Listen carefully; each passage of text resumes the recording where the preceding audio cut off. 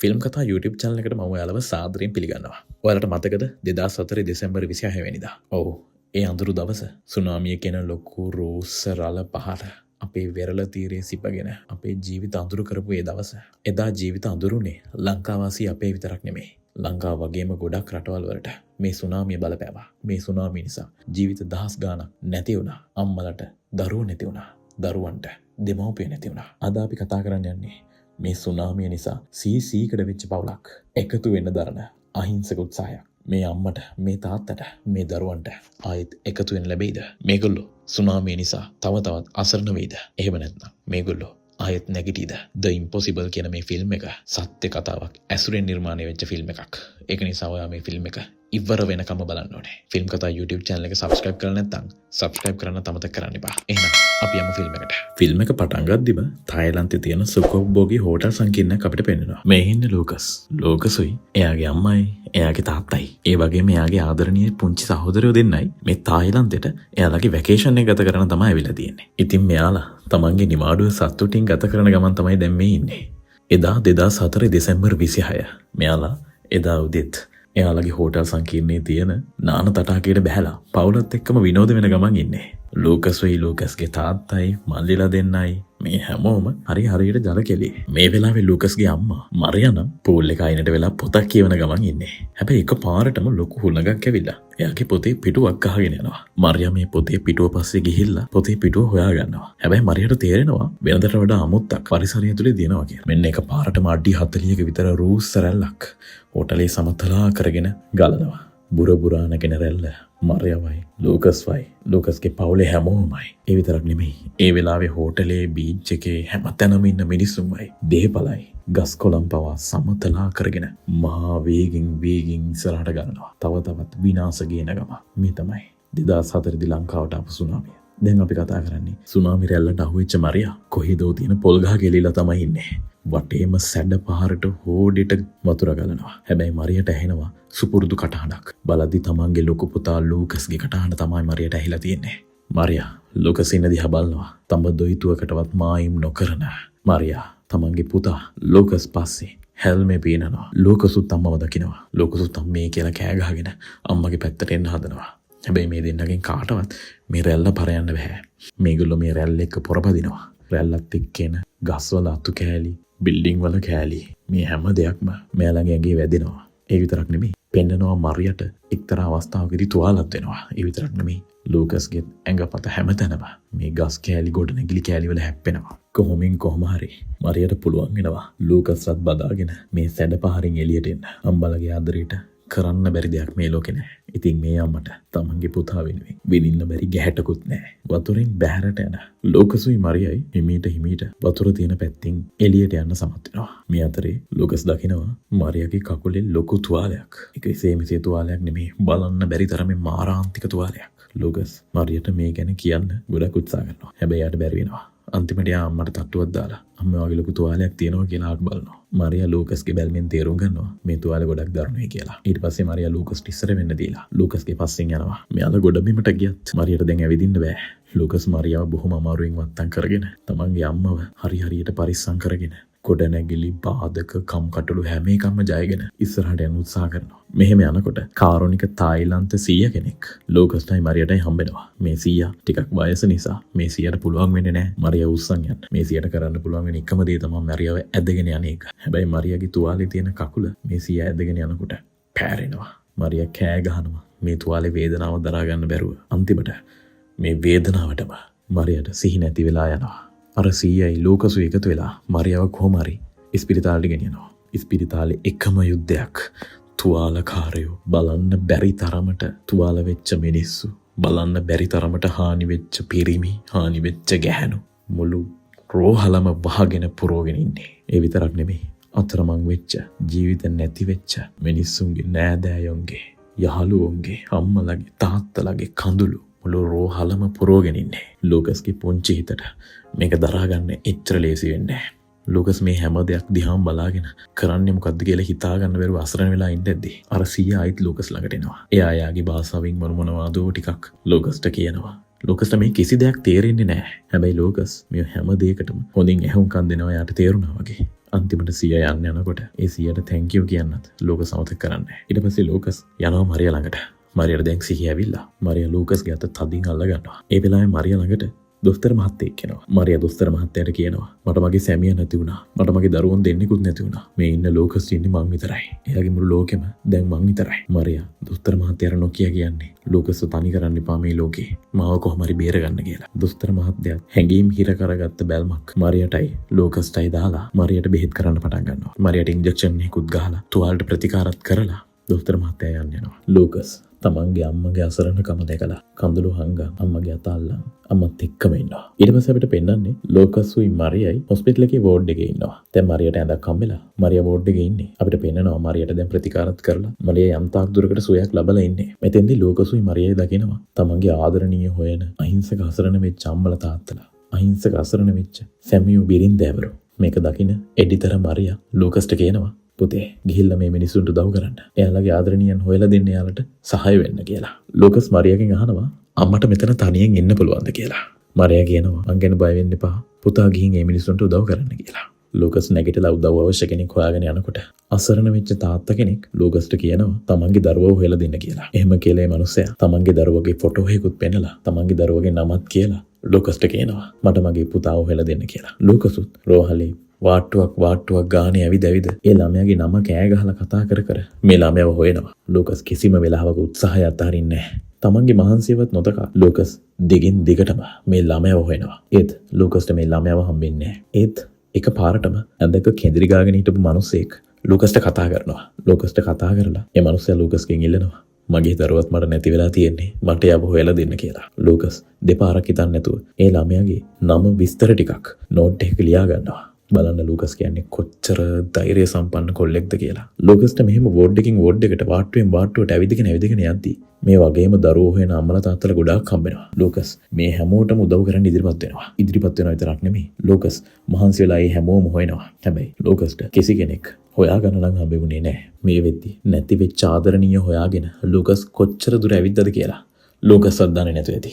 ඒත් එක වාට්ටුවකදී ලෝකස් නැති වෙච්ච ළමයින්ගේ නම කියලා කෑ ගහද්දි එක ළමෙක් උත්තර දෙනවා. ඒ ළමයා කියනවා ඒ නම මගේ කියලා. ලෝකස් බලද්දි මේ ඉන්නේ ලූකස්ට අර මුලින්ම හම්බෙච්ච තාත්තගේ පුතා. ලූකස් දෙපාරක් හිතන්නේ. ලූකස් ඒ තාත්තා හොයාගෙන ආයෙත් දුවගෙන යනවා.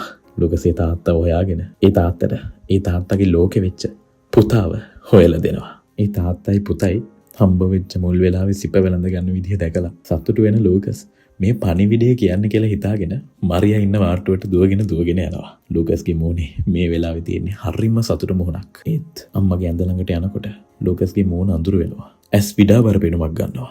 ලූකස්ගේ ගමන කලින් වගේ උද්වේග කර නැහැ. දැන් පියවරම ඉන්නේ හරි හිමින්. මරියා ඒ වාට්ටුවේ ඇඳ උඩ නැහැ. ලූකස් කෑ ගහලා අඬනවා. අම්මේ ඔයා කොහෙද ඉන්නේ කියලා ලූකස් කෑ ගහලා අඬනවා. හැබැයි ලූකස්ට එයාගේ අම්මව හොයාගන්න හම්බෙන්නේ නැහැ. ඒත් ඒ වෙනුවට ලූකස්ට දකින්න හම්බෙන්නේ එයාගේ අම්මගේ ඇඳට වෙන ලෙඩෙක්ව ගෙනල්ලා දාන්න හදන දර්ශනයක්. ලූකස් මේ වෙලාවේ කරන්න දෙයක් හිතාගන්න බැරුව මේක මගේ අම්මගේ ඇඳ, මේකට කාටවත් එන්න දෙන්න බෑ, මේක මගේ අම්මගේ ඇඳ, ඔයාලා ඔය කරන වැඩේ නවත්තන්න කියලා මුළු රෝහලම දෙවනත් වෙන ලූකස් කෑ ගහනවා. ඒත් මේ වෙලාවේ ලූකස් ළඟට එන අහිංසක සියුමැලි පෙනුමක් තියෙන හෙදියක් ලූකස්ට උදව් කරන්න ඉදිරිපත් වෙනවා. අර තායිලන්ත හෙදිය හරි කාරුණිකව ලූකස්ට කතා කරනවා. ලූකස්ට දේවල් තේරුම් කරවලා ලූකස්වත් අරගෙන අනාථ වෙච්ච ළමයින්ට ප්‍රතිකාර කරන රෝහලේ වෙන් කරලා තියෙන කොටසට ලූකස්වත් අරගෙන යනවා. ලූකස්ගේ සාමාන්‍ය තොරතුරු ටිකක් ලියා ගන්න අර හෙදිය ලූකස්ට නේම් ටැග් එකක් දෙනවා. තායිලන්ත භාෂාවෙන් ලූකස් කියලා ලියලා තමයි මේ නේම් ටැග් එකේ තියෙන්නේ. ලූකස් අඬනවා. ලූකස් වටපිටාව බලනවා. ලූකස්ට දකින්න හම්බෙන්නේ ලූකස්ටත් වඩා අසරණ වෙච්ච අහිංසක චූටි මල් කැකුළු ගොඩාක් මේ වෙන දේවල් දරා ගන්න බැරුව ලූකස් හොඳටම අඬනවා. මෙන්න මේ අතරේ අපිට පෙන්වනවා ලූකස්ගේ තාත්තව. ලූකස්ගේ තාත්තටත් සුනාමි රැල්ලෙන් බේරෙන්න පුළුවන් වෙලා. ලූකස්ගේ තාත්තගේ නම තමයි හෙන්රි. හෙන්රි ඇස්සල්ලා බලනකොට හෙන්රිට දකින්න හම්බෙනවා එයාගේ චූටි පුතාලා දෙන්න.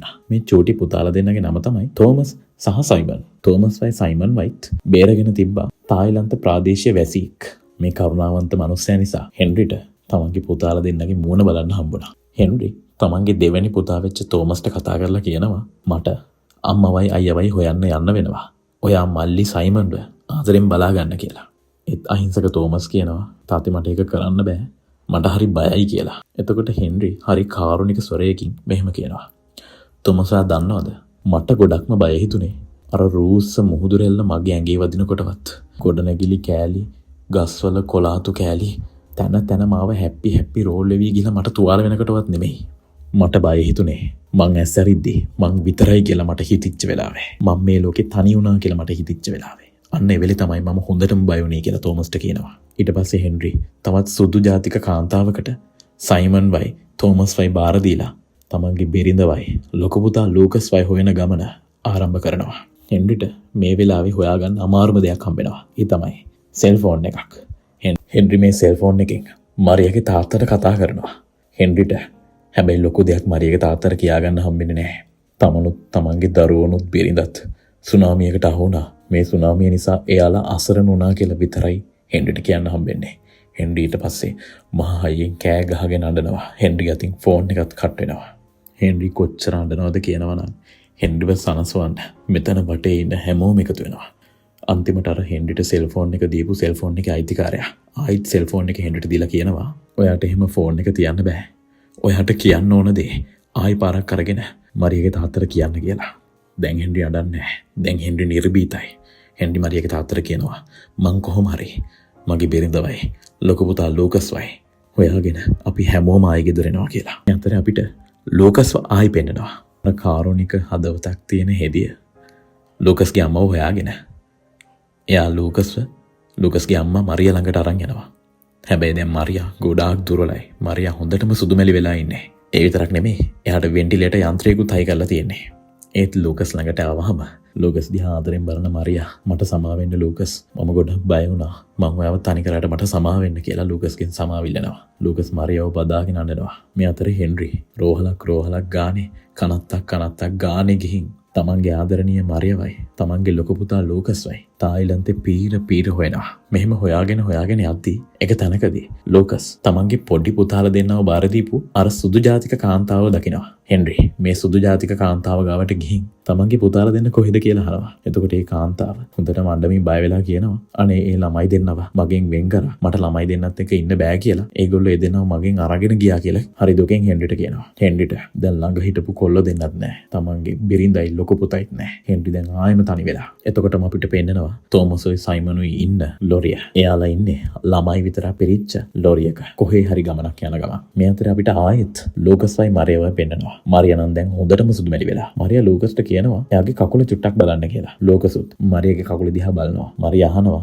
ඒක මොන පාටද කියලා. ලූකස් කියනවා අම්මේ කකුල රතු පාටයි කිසි ප්‍රශ්නයක් නැහැ කියලා. හැබැයි ලූකස් දකින්නේ රතු පාට කකුලක් නෙමෙයි කළු වෙච්ච කකුලක්. ලූකස් ඉක්මනට අර හෙදියව හම්බෙලා ඒ හෙදියට කියනවා අම්මගේ කකුල කළු වෙලා මොකක් හරි ප්‍රශ්නයක් කියලා. ඒ හෙදියත් වෙලා තියෙන මොකද්ද කියලා ඉක්මනට තේරුම් ගන්න මරියාගේ ඔපරේෂන් එක ලැහැස්ති කරනවා. ඔයාලා දන්නවනේ මේ වගේ ලොකු තුවාලයක් තියෙන කකුලක් කළු වුණා කියන්නේ බොහෝ දුරට මේ කකුල ඉවත් කරන්න සිද්ධ වෙනවා. මේ අතර හෙන්රිත් ලූකසුයි මරියා ඉන්න ඉස්පිරිතාලෙට දැන් ඇවිල්ලා ඉන්නේ. ඒත් මේගොල්ලෝ කවුරුත් එකිනෙකාට තාම මුණ ගැහිලා නැහැ. අම්මට බොන්න වතුර ටිකක් හොයාගෙන යන ලූකස් හෙන්රිගේ කකුල් දෙක දකිනවා. හැබැයි ලූකස් තමන්ගේ තාත්තගේ කකුල් විතරක් දකින්නේ උඩ තට්ටුවේ ඉඳන්. තාත්තගේ නම කියලා කෑ ගහන ලූකස් එක හැල්මේ උඩ තට්ටුවේ ඉඳලා පහළ තට්ටුවට දුවගෙන යනවා. කොච්චර වීරිය දාලා දිව්වා ලූකස් පරක් වැඩි. පහළට යද්දී ලූකස්ට එයාගේ තාත්තව දකින්න හම්බෙන්නේ නැහැ. ඒත් එක්කම අපිට පෙන්නනවා අර තෝමසුයි සයිමනුයි ඉන්න ලොරිය. මේ වෙලාවේ අහිංසක සයිමන්ට දරහා ගන්න බැරි මුද්‍රා අමාරුවක් ඇවිල්ලා. සයිමන් අර වාහනෙන් ඉක්මනට බැහැලා ගිහිල්ලා Tamanට මුද්‍රා පහස නිවා ගන්න පුළුවන් තැනක් හොයනවා. දන්නවනේ ඉතින් පොඩි ළමයි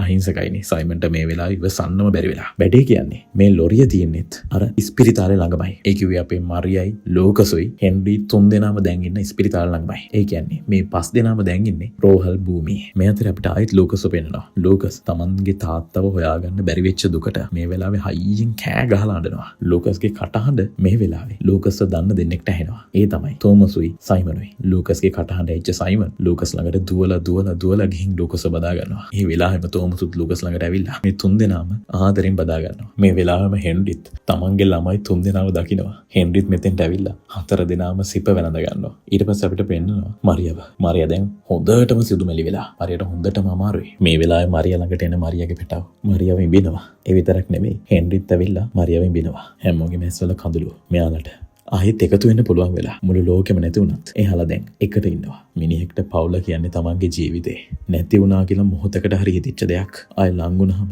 ඒකත් තමන්ට ජීවිතේ තියෙන වටිනම දේ වුණාම මිනිස්සෙක්ට කොච්චර සතුටු ඇතිද? මේ හැලෙන්නේ ඒ සතුටු කඳුළු. මේ නිර්භීත අම්මයි, මේ නිර්භීත පුතාලයි, මේ අප්‍රතිහත ධෛර්යයක් තියෙන තාත්තයි අන්තිමට එකතු වෙනවා. මරියාගේ සර්ජරි එකත් මේ වෙලාවේ ඉතා හොඳින් සිද්ධ වෙලා. ඒ වගේම මේගොල්ලන්ට තමන්ගේ මවරටට යන්න ප්ලේන් එකකුත් මේ වෙලාවේ ලෑස්ති කරලා දීලා. ඉතින් මේගොල්ලෝ බාධක කම්කටොළු ඔක්කොම මැද්දෙන් තමන්ගේ ජීවිතේ අඳුරුම කාල පරිච්ඡේදයක් පහු කරලා ආලෝකය හොයාගෙන ආයෙත් තමන්ගේ මවරටට යනවා. සුනාමි අපිට ගෙනාවේ අඳුරු මතක.